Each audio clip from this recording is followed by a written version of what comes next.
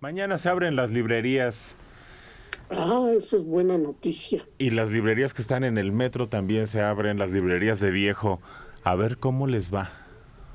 Porque Bueno, no va a llegar, aunque yo he esperado que sí, pero no va a llegar ahí la multitud Pues no. a hacer cola en la entrada de la librería. pero de todos modos las librerías de viejo huelen a viejo. Quién sabe qué más guarden aparte del polvo y los Bueno, hongos que generan los libros. hongos, sí. Esos, y son muy peligrosos.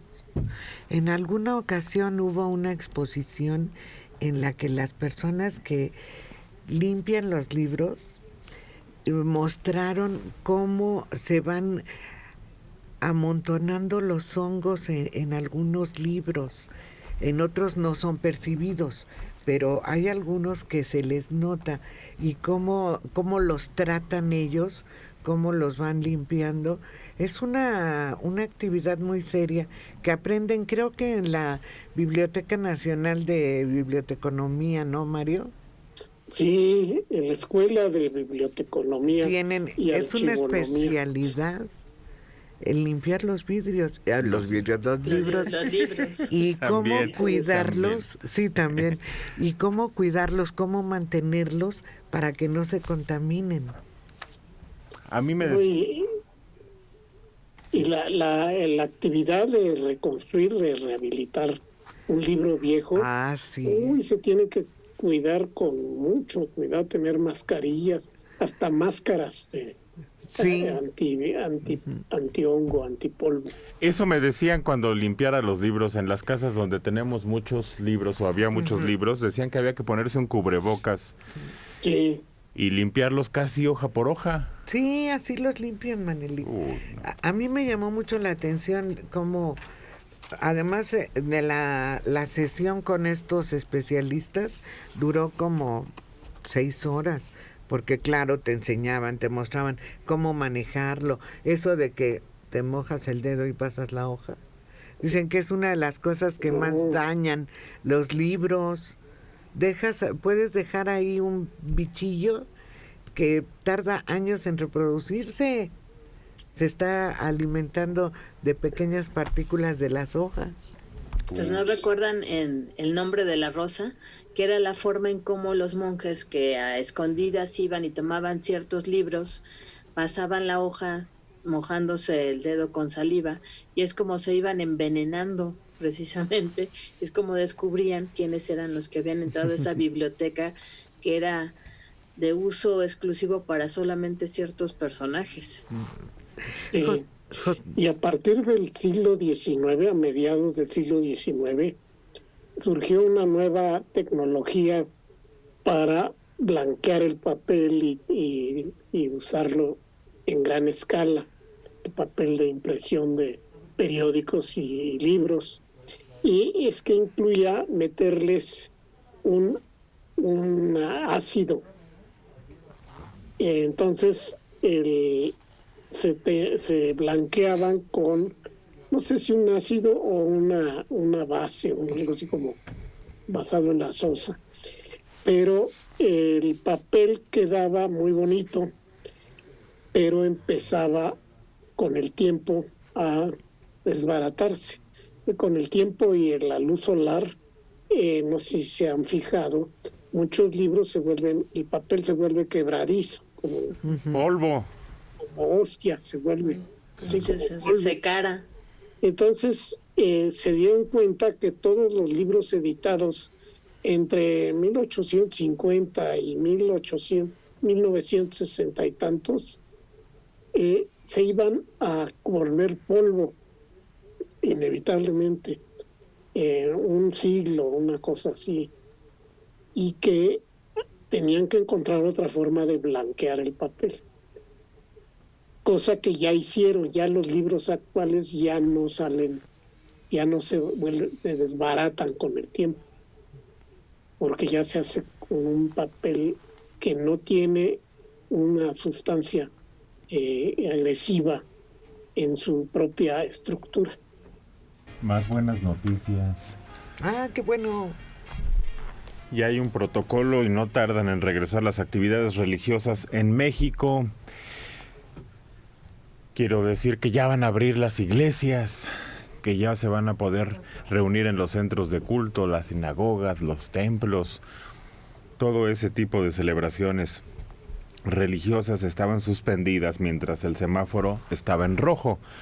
Pero ahora que ya estamos transitando al naranja, bueno, pues ya se van a abrir por lo pronto al 25% de su capacidad. Sí, y no es mañana, es hasta la semana que entra, hasta el día 28.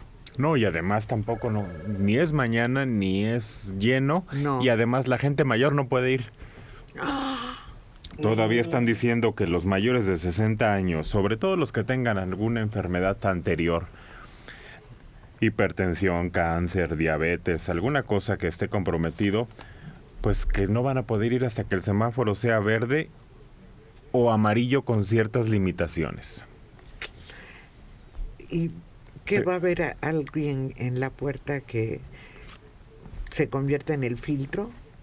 Pues seguramente, pero otra vez la responsabilidad recae en nosotros. Si tenemos cierta edad y tenemos cierta enfermedad que compromete nuestro sistema inmunológico, ¿a qué vamos a la iglesia a exponernos? Y a exponer a otros. Qué bueno que las abren, porque eso indica que algunos podrán ir. Tomás. Sobre todo, sí, los que son religiosos de corazón, pero ellos deben saber que su Dios, su religión, pueden practicarla tranquilamente en el hogar, porque Dios está aquí como está en la basílica, en la catedral, en la ermita, aquí a unas cuadras, en la capilla de Santa Teresa. En fin, algún día ya podremos ir. Ya tengo flojera de ir, pero ya podremos ir los de la tercera o cuarta edad a la iglesia. De todas maneras, un buen creyente sabe que aquí está su Dios.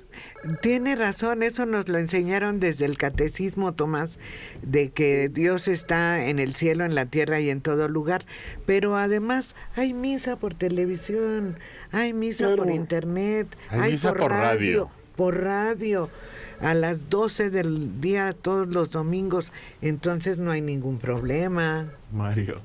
A mí me llamó la atención, en algún momento estuve en alguna de las grandes reuniones, en la visita de Juan Pablo II, alguna de las visitas, y estaba en un lugar, creo que en el Zócalo, donde él impartió la bendición, una bendición a todos los que estaban ahí.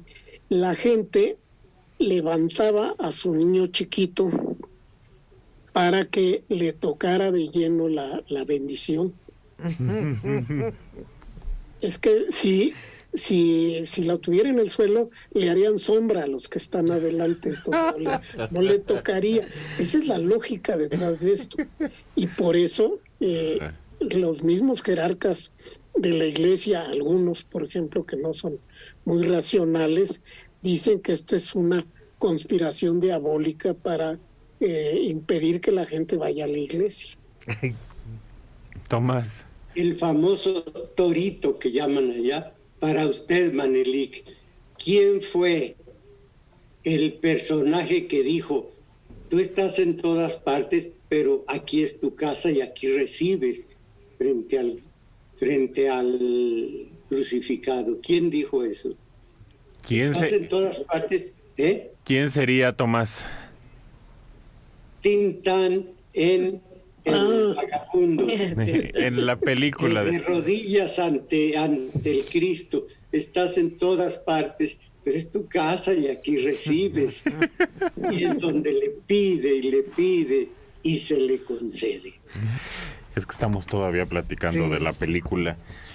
¿Cuál es la frase al final, Tomás? No es para nada el final, pero no. Tintán, de tal manera le hizo el milagro Cristo Jesús, que dice refiriéndose a una mala mujer que pasaba por ser buena, saque esta basura de mi circo, y fue su circo. Adelante. Entonces, está ante el crucificado, y que diéramos muchos de nosotros por tener la devoción que tenía Tintán ante un crucificado, con una seriedad absoluta seriedad.